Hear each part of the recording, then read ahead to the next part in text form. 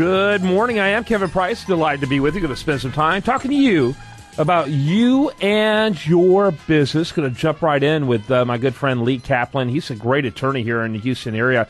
And recently, in fact, he helped me write an article that's going to be featured very shortly at Breitbart's website on the high-rise controversy here that doesn't seem to go away. I mean, it seems to me that they've punted that problem into the future, the Ashley high-rise, but they have done nothing to mitigate that problem. We'll be talking about that story when it comes out. I'll ask Lee to talk about that.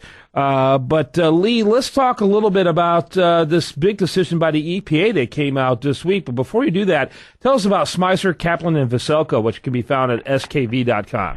Well, our firm is a small group of trial attorneys, so we do trials, arbitrations, and appeals, and it's mainly civil litigation. It's everything from securities fraud to trade secrets to contract disputes to patent infringement cases. And at any given time, we're representing everybody from small business proprietorships to Fortune 10 companies on both sides of the docket. We are equal opportunity trial lawyers. There you go. Tell us about the EPA decision. It's so funny. Just as you mentioned to me before we got in the air, I got an article from Reuters just on it again. It's the big news this early part of the week. Well, once again, there's more heat than light, and it's a 645-page rule, and guess what? I didn't read it yet. And the interesting thing is there are two things about it that I found politically quite interesting. One is the states have until 2017 to submit a plan. So this is carefully set up so that it will not affect the 2014 or 2016 elections, or at least that's the hope, apparently, by the people who put it together.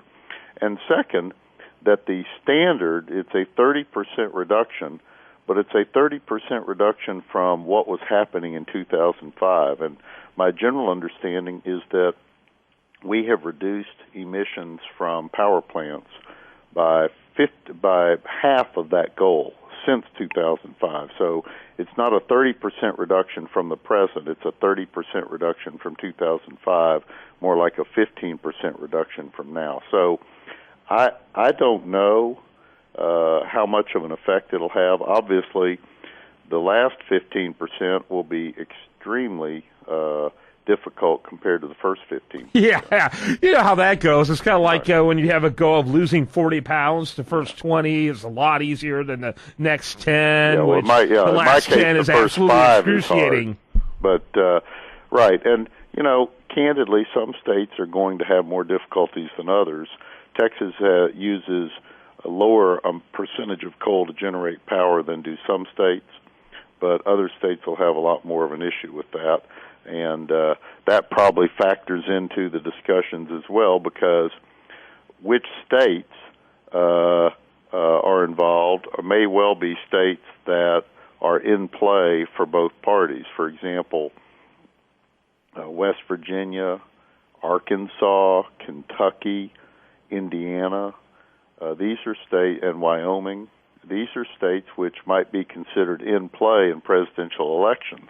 And so there is a lot of politics involved in this. And it'll be very interesting to see how all that happens. Now, in a way, the results of this are going to be complicated. First of all, I think everybody will pay more for energy because we're cutting, most of the cuts are going to come in coal, but energy supplies are somewhat fungible. There's some crossover, but there's also some friction involved in turning more to one resource than another. And when you make one of those resources either much more expensive or prohibitively expensive, obviously everything else will be priced higher.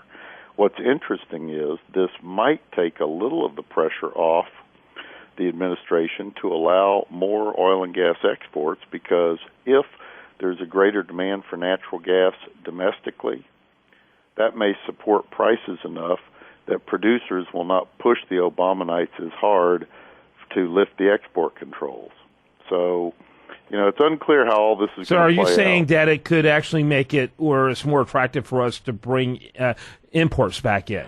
Well, no, because I think the revolution's I mean, I don't really know, but what I've read, the revolution in oil and gas production is such that we're going to increase production enough. We probably will not have a net increase in imports, but it'll take off the downward price pressure on oil and gas because the domestic market will have greater demand for it for power plants. Very interesting. So, there's a complicated political calculus in this that is driven by economics.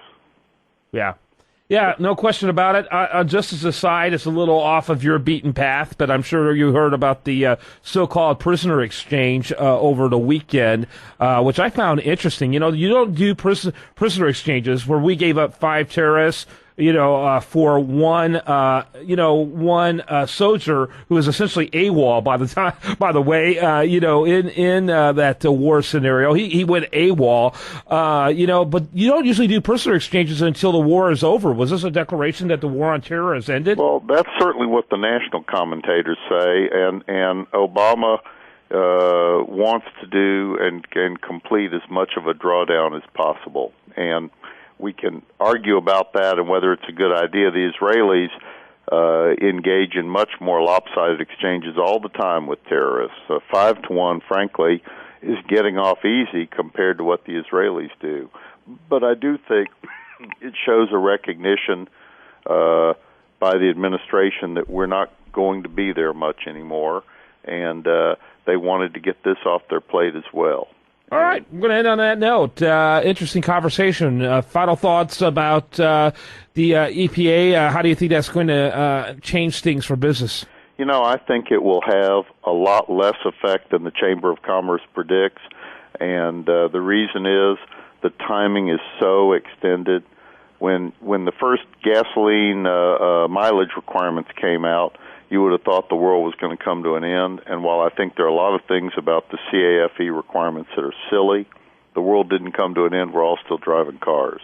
And this too will have some effects. It'll be a drag on the economy in some ways, but I don't think it'll have that much of an effect. All right. Lee Kaplan at skv.com. Thank you, sir. Look forward to having you back on. All right. Bye. All right. When we come back, much more for you. We want to remind you, best content here, including this interview, can be found at usdailyreview.com. While there, like it on Facebook, follow it on Twitter.